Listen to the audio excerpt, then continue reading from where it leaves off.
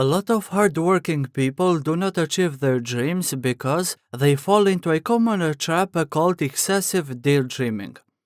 I mean, you're constantly planning in your head how you will achieve that massive goal and finally prove to yourself that you're a capable person.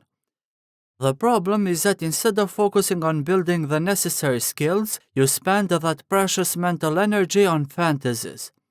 This leads you to overlook important details in your work, you will take shortcuts and make poor decisions.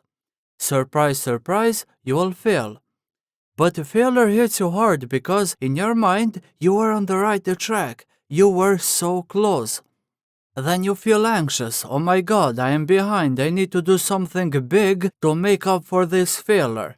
You don't really reflect on your situation, but you continue working like a madman. And eventually, you're stuck in a vicious loop. Bigger goals, constant urgency, sloppy execution, painful failure, repeat. Even if you succeed, and that's a big if, you'll feel so exhausted that it will barely feel like a win. Now, how do you escape this nightmare? Well, the first strategy is to look at the results. If you have achieved some success, it means you are on the right track. But you need to tone down those grandiose plans and enjoy what you have accomplished.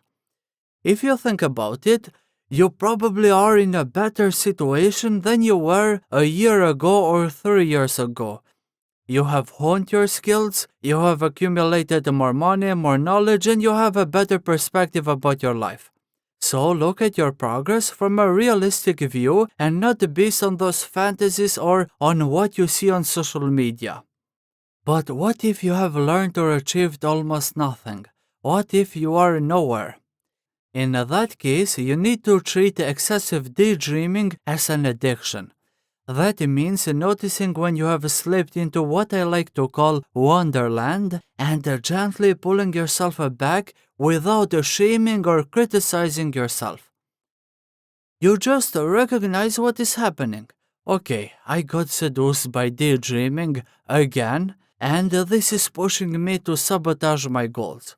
So I need to focus on the task right in front of me. Now, if you find this challenging, if you keep zoning out, then stop for a moment. And try the 5-4-3-2-1 technique or the 10-second breathing.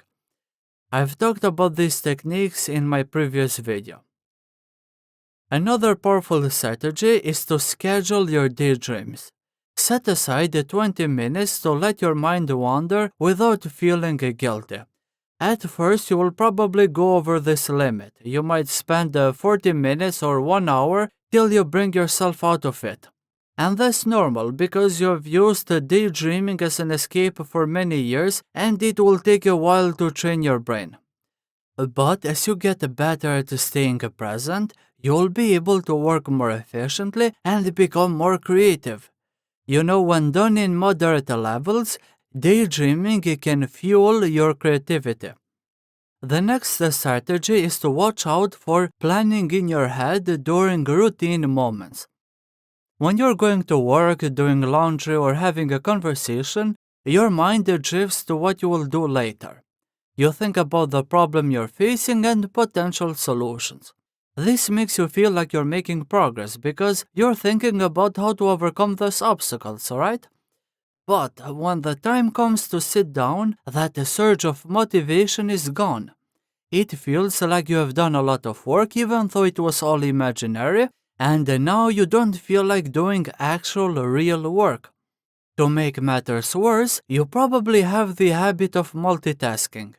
You are checking your phone, scrolling through social media, or listening to music.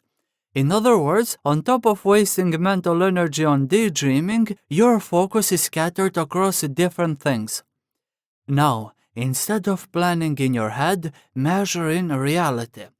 At the end of each day or at the end of each week, review what you set out to do versus what you actually did. Try to analyze why you slip into the wonderland and how to prevent it from happening again.